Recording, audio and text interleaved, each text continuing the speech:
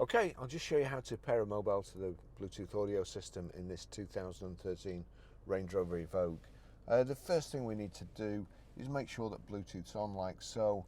Then we're watching out at the bottom. I've got rather a lot of things that work on Bluetooth on my phone.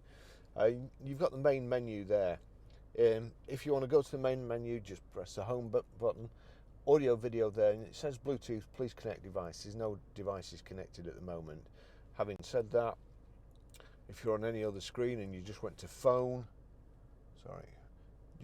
just went to phone, then you've got search for new.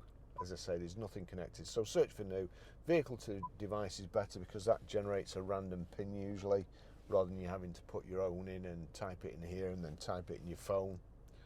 So usually you just have to agree rather than type in another number, but not always.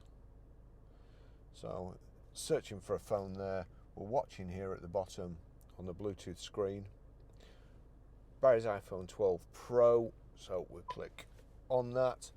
To pair and connect phone, enter 2163 on the handset. So we'll just wait for this. So we have got to enter a number on here, 2163. Allow contacts and favourites to sync, allow.